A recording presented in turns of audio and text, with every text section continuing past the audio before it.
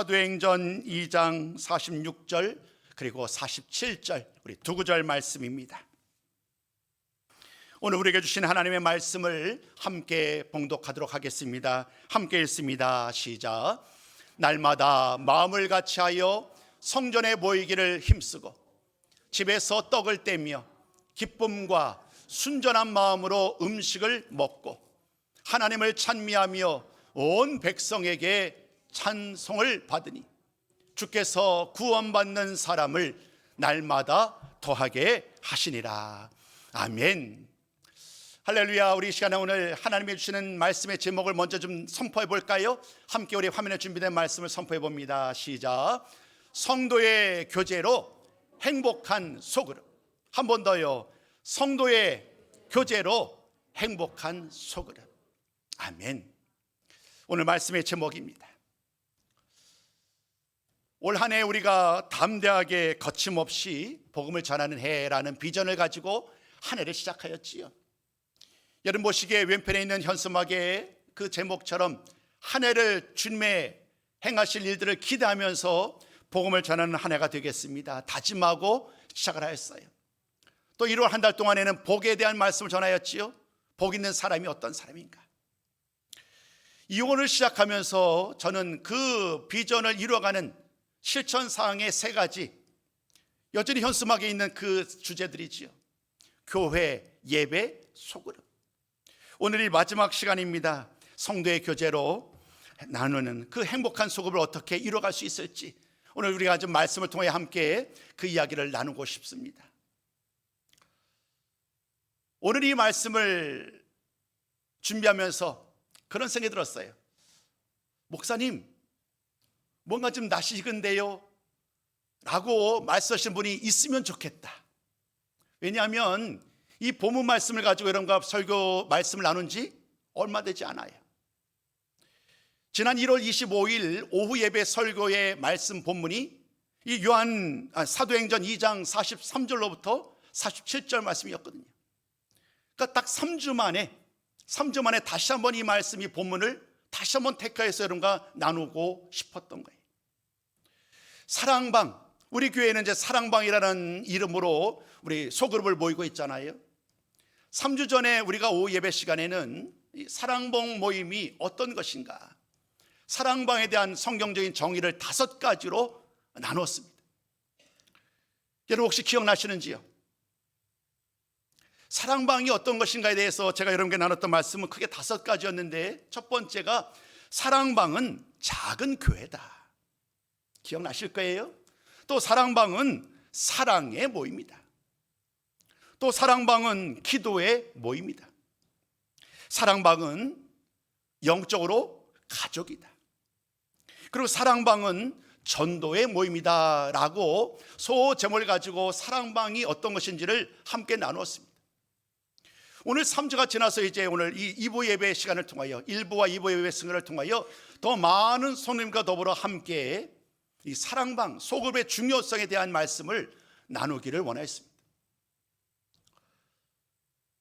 사랑방 소그룹의 리더분들에게는 이미 공유를 했지만 요즘의 교회는 이 소그룹의 중요성이 점점 더 중요해지고 있습니다. 공적인 예배로 함께 예배를 드리며 말씀을 듣고 또 기도하고 찬양하는 일들을 통하여 우리는 큰 은혜를 받습니다. 그 주신 말씀을 힘입어 한 주를 살아가기도 합니다. 또 그 찬양이 나의 입술을 떠나지 않습니다.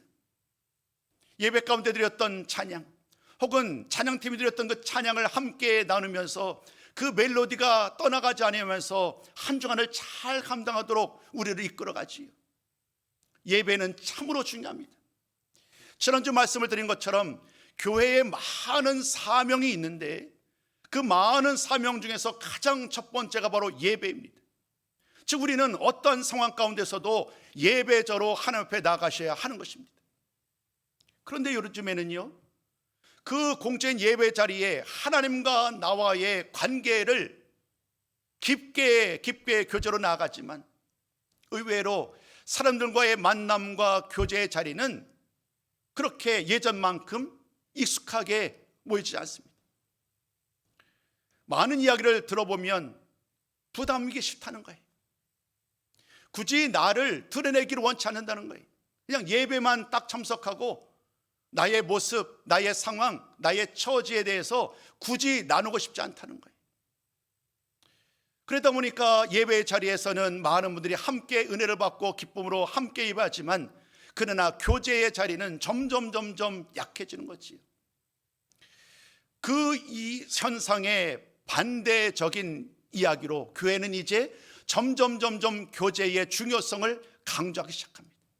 예배만이 아닌, 이 공적인 예배 자리만이 아닌 또 다른 335 소급으로 모여서, 그 이름은 다를 수 있겠지요. 어떤 교회는 셀일 수도 있겠고, 어떤 교회는 전통적으로 구역일 수도 있겠고, 또 순 모임일 수도 있겠고, 또 셀, 순, 사랑방, 우리 교회처럼, 혹은 목장 모임, 다양한 이름으로 불리지만 그 원리는 하나예요. 소그룹 모임을 통하여서 서로의 이야기를 더 깊이 나누자는 거예요. 여러분, 이러한 일들이 얼마나 중요한지 우리는 오늘 본문의 말씀을 통하여 그 현장을 만나고 있습니다.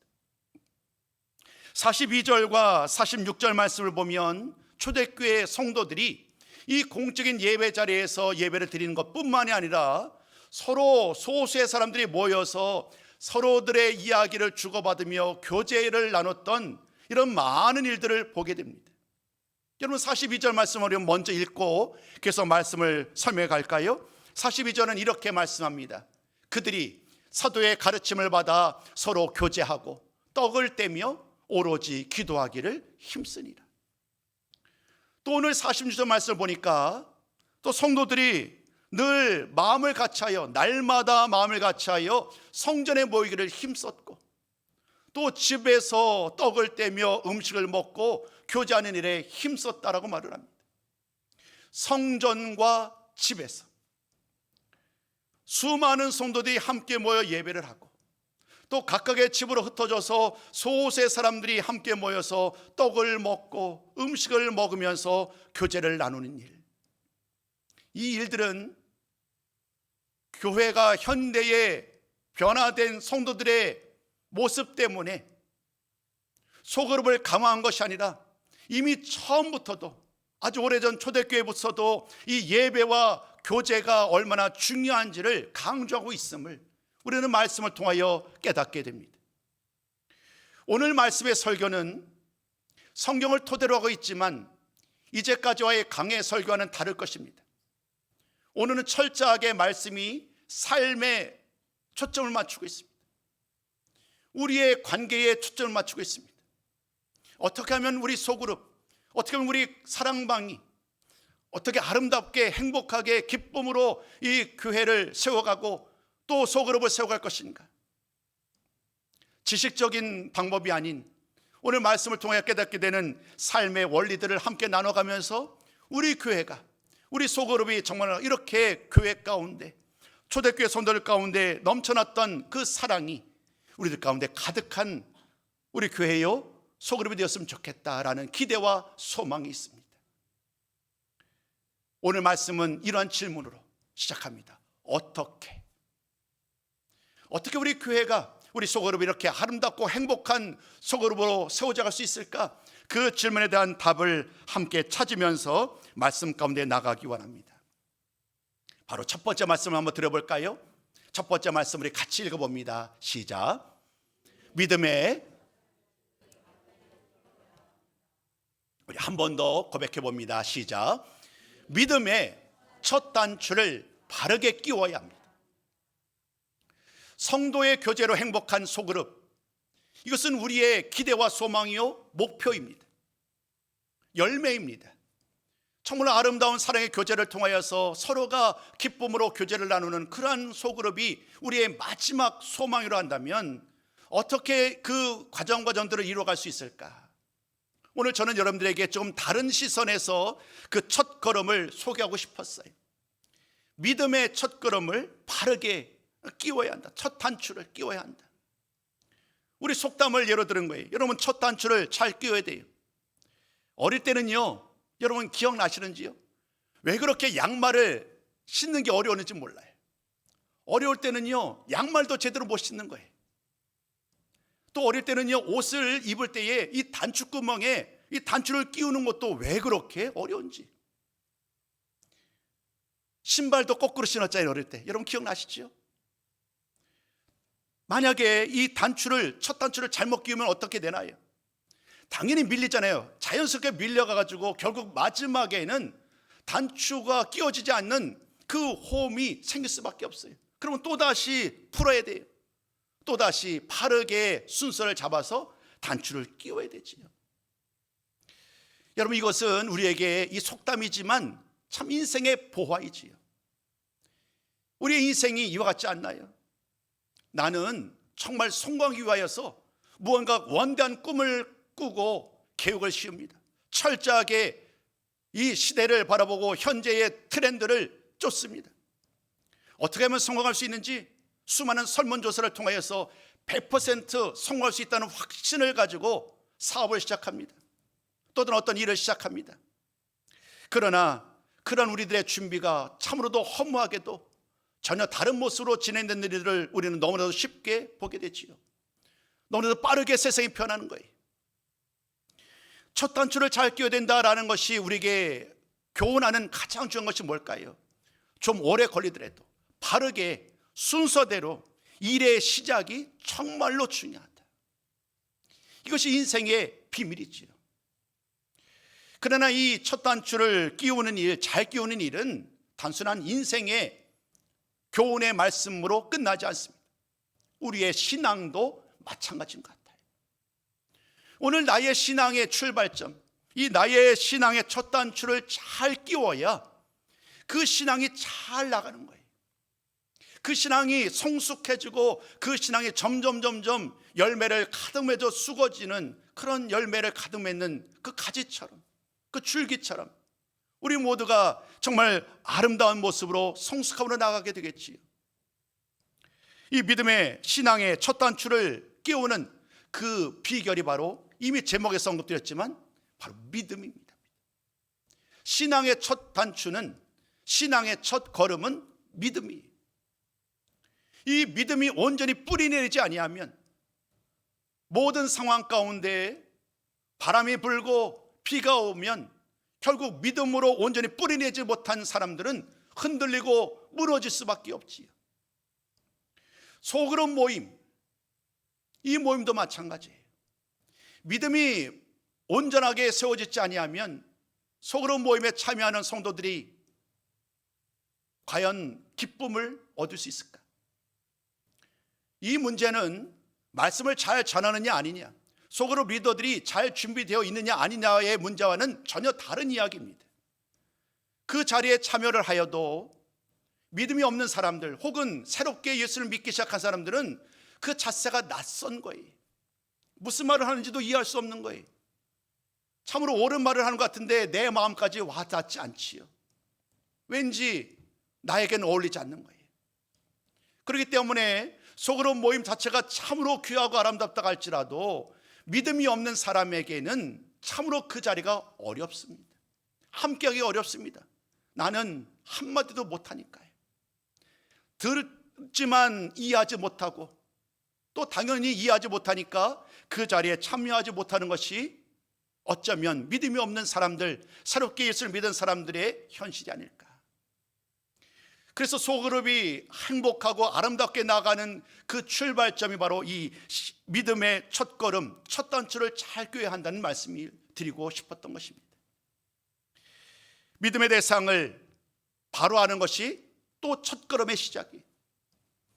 우리가 믿는 믿음의 대상이 누구인가? 의외로 우리들은 너무나도 당연한 것이지만 많은 사람들에게 믿음의 대상이 누구인가를 얘기했을 때에 쉽사리 이분입니다라고 고백하지 못하는 분들도 많으시죠. 성경 말씀은 믿음의 대상이 오직 하나님이라고 말을 합니다. 삼위일체 하나님이시지요. 성부 하나님, 성자 하나님, 성령 하나님. 특별히 신약 성경 가운데서 말씀을 보면 그 하나님 중에서 예수님에 대한 말씀이 더 두드러집니다. 예수님이 우리의 신앙과 믿음의 대상이라는 거예요. 히브리서 말씀을 잠시 나눠볼까요? 히브리서 12장 2절 말씀은 이렇게 말씀합니다. 같이 읽어봅니다. 시작. 믿음의 주여 또 온전하게 하시는 이인 예수를 바라보자. 그는 그 앞에 있는 기쁨을 위하여 십자가를 참으사 부끄러움을 개의치 아니하시더니 하나님 보좌 우편에 앉으셨느니라. 2절 마음의 첫 시작은 이렇게 말합니다. 믿음의 주여 온전케 하시는 이인 예수를 바라보자. 믿음의 주님이 예수님이라는 거예요. 자, 그러면 이 믿음의 주라는 말이 어떤 의미일까요? 믿음의 주라는 말씀이 담고 있는 의미는 이런 거예요. 믿음의 처음부터 끝까지, 이 믿음의 시작도 예수님이고 믿음의 완성도 예수님이라는 거예요. 그러니까 모든 믿음의 시작과 끝에 예수님이 계시니 그 예수님을 온전히 우리가 마음으로 받아들이는 것, 우리 삶 속에 그 예수님을 의지하며 나가는 것, 끝까지 인내하면서 믿음의 경주를 완주하는 것, 이 모든 것을 통하여 우리의 믿음은 점점 성숙하고 깊어질 수 있다는 거예요. 이 말씀을 우리의 실제 성도의 모임, 그리고 소그룹 모임에 대입해 보자면 기다려야 되는 거예요. 믿음 없는 사람, 연약한 사람들은 낯설어요. 이 자리에 함께하는 것 자체도 힘겨워요. 어쩌면 어떤 성도님들은 예배 자체에도 참여하고 있지만 부모님 때문에 아니면 누군가 때문에 어쩔 수 없이 참여할 수도 있어요. 그 자리에 어떻게 기쁨이 넘쳐나겠어요? 어떻게 감동이 있겠어요? 믿음이 없는 사람에게 기쁨을 강요할 수 없는 거예요. 믿음이 없는 사람에게 감동을 강요할 수 없는 거예요. 결국 우리 먼저 믿은 성도들, 우리들이 할 수 있는 최선이 뭘까요? 기다리는 거지요. 그들이 믿음이 더 잘 자라나기를, 그들의 믿음이 더 성숙해져서 이제 함께 예배를 드릴 때에 내가 누리는 그 기쁨과 감격이 그들도 함께하고 예수님 앞에 나아가는 것이 나에게는 가장 큰 기쁨임을 그들 스스로 고백하게끔, 내가 아닌 부모님의 강압이 아닌 남편과 아내의 강압이 아닌 내가 고백하는 그날이 속히 올 수 있도록 우리는 믿음으로 기도하면서 그들을 위하여 더 잘 품고 기다리는 마음이 필요하지 않을까요? 오늘 말씀, 믿음의 첫 단추를 바르게 끼워야 한다. 과정은 더디고 오래 걸릴지 모르겠지만 우리 모두가 함께 예수님이 나의 주님이심을, 믿음의 처음과 끝을 주관하신 분이 바로 예수님임을 기억하고 서로 우리 모든 성도들이 함께 인내하고 기다리고 믿음이 잘 자라날 수 있도록 권면해 나갈 때에 우리 모든 성도님들이 더욱더 함께하며 아름다운 소그룹, 아름다운 사랑방을 만들어 가게 될 줄로 믿습니다. 자, 이제 두 번째 말씀을 전하려고 해요. 두 번째 말씀, 어떻게 하면 행복한 속을 만들 수 있을까? 성도의 교제의 기쁨으로 참여해야 된다는 거예요. 어떤 일들, 모든 일들은 순서대로 진행되는 것 같지는 않아요. 거꾸로 진행되는 일들도 있어요. 예를 들면 이런 거지요. 예수님 앞에 기도하고 예배를 드리고 믿음으로 살아가면 자연스럽게 우리의 신앙이 성장합니다. 근데 반대의 경우도 있지요. 열려진 예배, 열린 예배의 자리, 혹은 사랑방 모임이 내가 비록 아직도 여전히 내 마음은 답답하고 여전히 그 자리에 알지 못하고 있지만 그러나 의지적으로 그 모임에 참석하는 거예요. 그 모임에 참석하고 함께할 때에 그 모임 가운데 또 다른 지혜와 또 다른 하나님의 역사심이 일어나기 시작해요. 모르기 때문에 피하는 것이 아니라 모르지만 함께 그 자리에 기쁨으로 참여하는 과정 속에서 주님이 또 다른 은혜를 부어주셔서 나에게 이 모임을 통한 기쁨을, 위로를, 평강을 주시기도 한다는 거예요. 순서는요 항상 일방적이지 않아요. 상호적인 거예요. 믿음이 있어야만 속으로 나가는 것이 일반적인 흐름이라고 한다면 반대로 소그룹에 참여할 때에 그 참여를 통하여, 그 만남을 통하여 우리의 믿음과 신앙도 성장할 수 있음을, 이 상호적인 관계를 놓치지 않았으면 좋겠어요. 이 두 번째 말씀은 바로 그 이야기입니다. 오늘 42절과 46절 말씀을 보면 초대교회 성도들이요 정말로 기쁨으로 교제를 나눠요. 그래서 좀 주목할 단어가 뭐냐 하면 순수한 마음으로 그 모임을 사사로운 목적으로 혹은 도구로, 나의 유익을 위한 도구로 삼지 않는다는 거예요. 그들 모두는 그냥 만남 자체가 기쁨인 거예요. 함께 만나서 나의 아픔을, 나의 슬픔을, 나의 답답함을 이야기하고 또 나의 기쁨을 이야기하면서 서로가 서로의 기쁨과 슬픔을 나누고 또 위로하고 기도하고 함께하는 그 모든 자리를 통하여 서로가 힘을 얻는 거예요. 이 순수한 마음, 초대교회 성도들은 그 마음이 있었어요.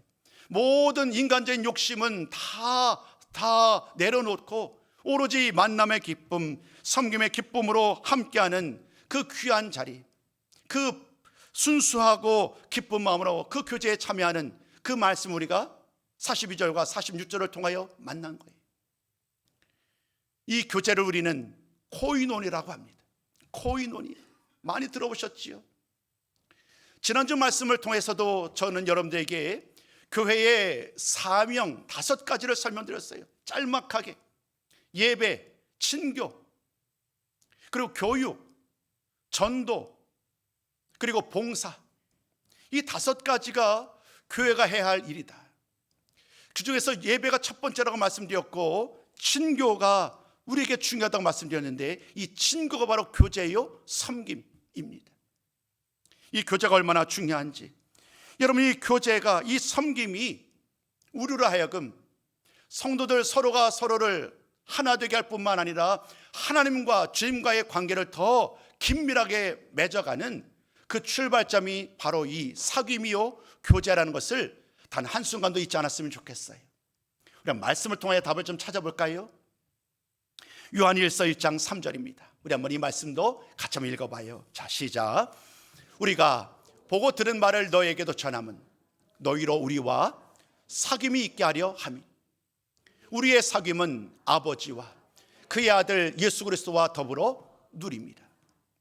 여러분, 이 말씀을 잘 보세요. 지금 요한 서신이니까 사도 요한이 쓴 편지잖아요. 사도 요한이 성도들에게 편지를 써요. 그 편지 시작은 여러분들과 우리가 사귐이 있습니다. 여러분과 우리들이 이 사귐이 깊어지면 깊어질수록 이 사귐은 저와 여러분들 우리들만의 사귐이 풍성해지는 것이 아닙니다. 이렇게 말을 하는 거예요. 우리들의 사귐이, 우리들의 교제가 깊어지면 깊어질수록 그 사귐을 통하여 하나님과 우리들과의 사귐도 깊어지고 주님과 우리들과의 사귐도 깊어진다는 거예요. 여러분, 이 교제의 능력이 바로 여기에 있는 거예요. 서로 함께 모여서 소그룹으로 함께 모이고 또 기관으로 함께 모이고 교회 이름으로 함께 모이는 그 모든 성도들이 함께 사귐의 자리, 섬김의 자리, 또 교제의 자리에 깊이 들어가면 들어갈수록 서로가 서로를 향하여 위로가 되고 도움이 되고 힘이 될 뿐만 아니라 그 관계는 이제 하나님과의 관계도, 우리 주님과의 관계도 더 깊어지게 하시는 또 다른 도구가 바로 이 교제라는 거예요. 이토록 교제가 중요합니다. 공적인 예배 자리로 오늘 이 주일 예배지요. 이 주일 예배를 통하여 여러분 예비된 풍성한 은혜들을 마음껏 받아 누리기를 원합니다. 그러나 여러분, 이것만으로 만족할 수 없어요. 평일날 일주일 내내 전화를 통하시든 또 집에서 만남을 가지시든 아니면 교회의 소그룹을 통해서 만나시든 더 깊은 교제로 나아갈 때에 하나님께서는 그 예배와 그 교제를 통하여 우리 모든 성도들을 더 아름답게 세워가실 줄로 믿습니다. 자, 또다시 질문입니다. 그럼 어떻게 우리가 이 예배 가운데 그리고 이 교제 가운데 기쁨으로 감사함으로 참여할 수 있을까? 이 질문에 대해서 3가지로 함께 말씀을 드리고 결론을 내리고자 합니다. 첫 번째입니다. 첫 번째, 사랑이 있기 때문이다. 이 말을 지금 우리들로 말을 하면 사랑이 필요하다는 거예요. 초대교회를 한번 돌이켜보자고요.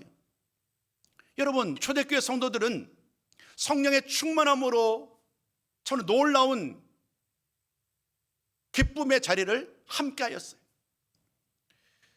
사도행전 2장에서 보게 되는 그런 놀라운 광경들을 그 초대교회 성도들은 영원토록 유지했을까요? 사실은 그렇지 않아요. 성령께서 감동하심으로 말미암아 인간의 성정을 뛰어넘는 성령의 역사로 말미암아 모든 욕심들, 이기적인 생각들까지를 다 극복하고 서로 함께하였지만, 그러나 하나님과의 관계가 식어지면 성령의 역사도, 성령의 인도함의 그 관계도 약해지기 마련이에요. 그러면 그들의 관계도 결국 소원해지기 마련이에요.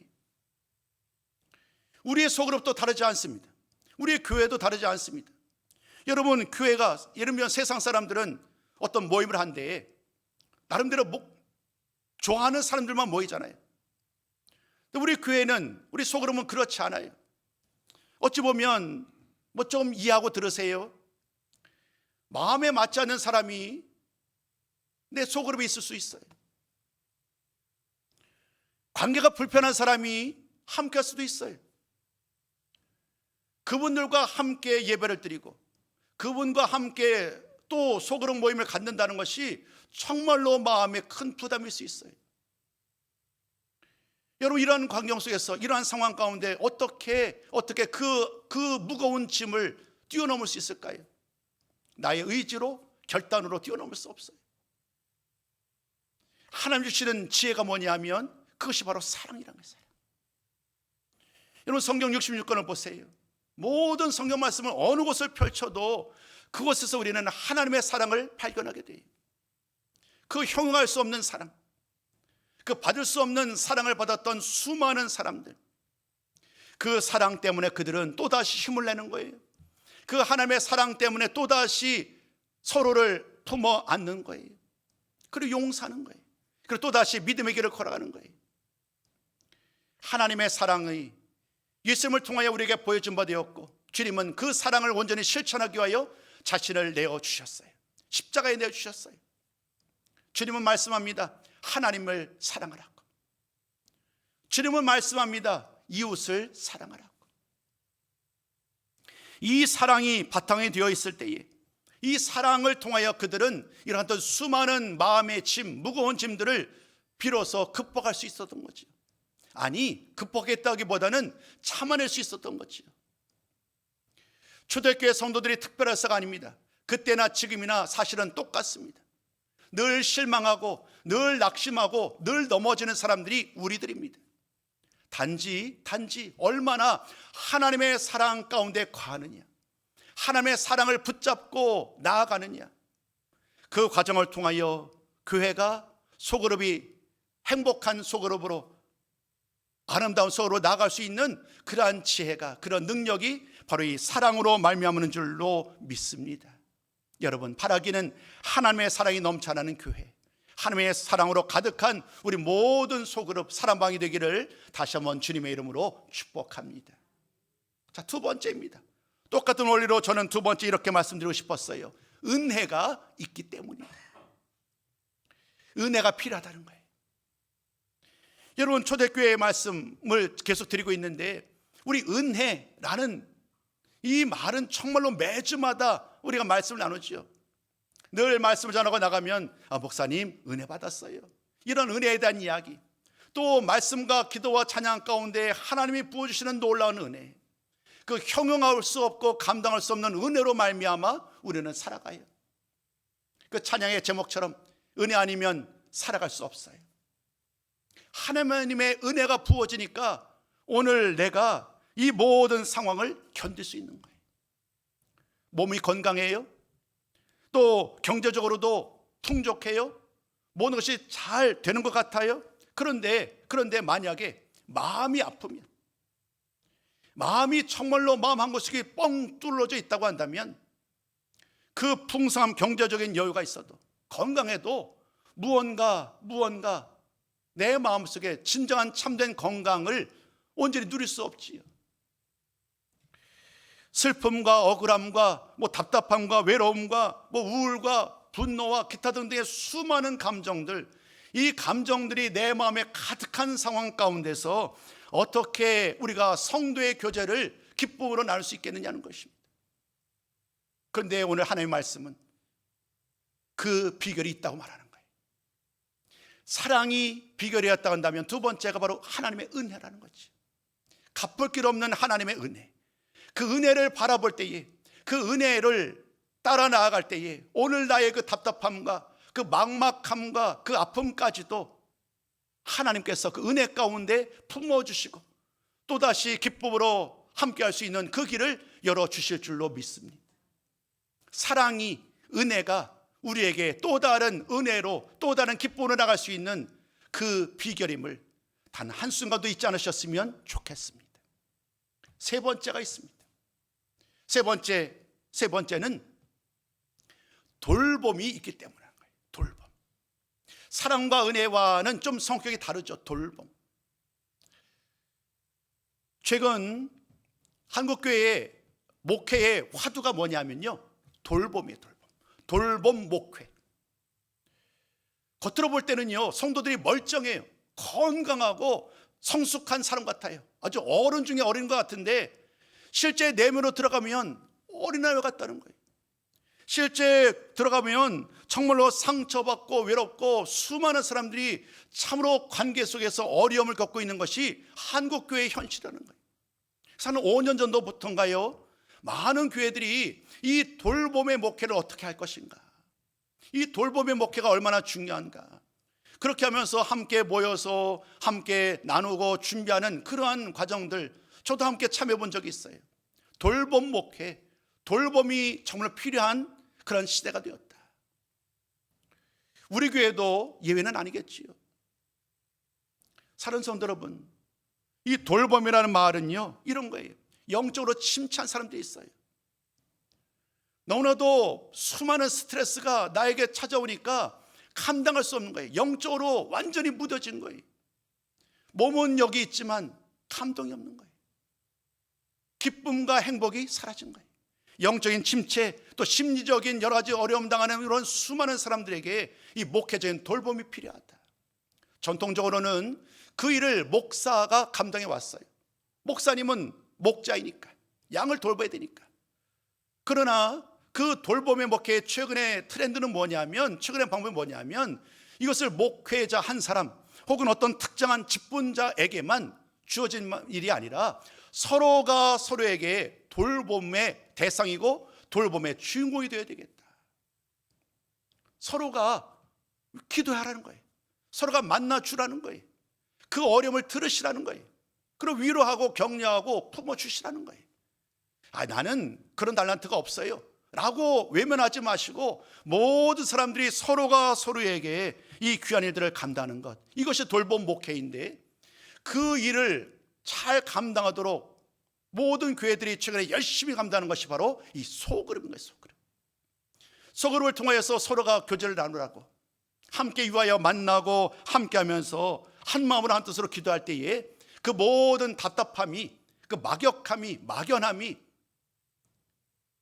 여러분 극복할 수 있지 않을까요? 만나서 이야기하면 숨통이 트이는 거예요. 무언가 회복의 가능성이 시작되는 거예요. 소그룹 우리 사랑방 모임은 성경 공부 모임이 아니잖아요. 말씀을 가르치는 자리가 아니고 기도만 있는 자리가 아닙니다. 말씀과 기도가 필요하지만 더 중요한 포인트는 서로의 필요를, 삶을 나누는 것이 얼마나 중요한지.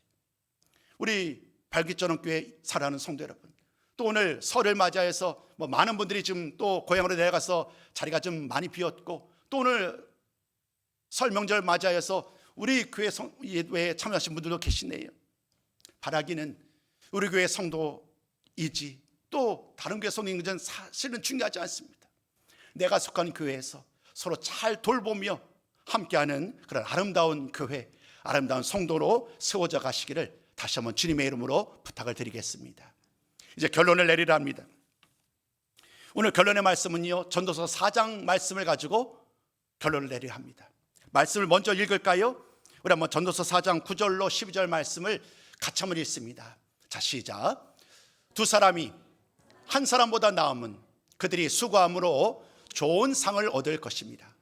혹시 그들이 넘어지면 하나가 그 동물을 붙들어 일으키려니와, 또 두 사람이 함께 누우면 따뜻하거니와, 두 사람이면 맞설 수 있나니 새 겹줄은 쉽게 끊어지지 아니하느니라. 아멘. 오늘 저는 여러분들에게 소그룹, 행복한 소그룹을 어떻게 만들 것인가, 그 질문 앞에 믿음의 첫 단추를 끼워야 된다. 그리고 우리 모든 소그룹이 무엇보다도 사랑으로, 은혜로, 돌봄으로 하나가 되기를 힘써야 된다라고 말씀드렸어요. 그렇게 나아갈 때에 오늘 말씀처럼 여러분, 한 사람이 할 수 없는 일, 두 사람이, 세 사람이 함께 모여서 행할 수 있는 거예요. 말씀을 눈여겨보셨나요? 넘어지면 또 다른 한 사람이 나를 붙들어 일으켜 세워주는 거예요. 내가 너무 추워서 마음도 춥고 몸도 추울 때에 또 다른 사람이 함께 하고 있어서 함께 누우며 함께 마음으로 품어주는 거예요. 그러면 따뜻해지는 거지. 내가 영적으로 무뎌져서 사탄 마귀와 싸울 힘이 없을 때에 함께하는 사람들과 더불어 함께하면 그 모든 대적과 싸울 힘이 함께할 수 있을 때에 그들에게 주어지는 거예요. 교훈의 말씀을 다 드렸어요. 여러분, 우리 모두 함께하면서 우리 날마다 일으켜 세워주고 함께 따뜻하게 서로 싸우며 승리하는 이 놀라운 믿음의 여정을 우리 서로 함께하기를 원합니다. 옆에 분들, 우리들 모두가 그 일을 함께 걸어가는 동역자요, 또 동행하시는 분임을 기억하시고 오늘도 내일도 영원토록 서로 함께하면서 아름다운 공동체, 행복한 교회를 세워가시는 우리 모든 손님들 다 되시기를 주님의 이름으로 축복합니다.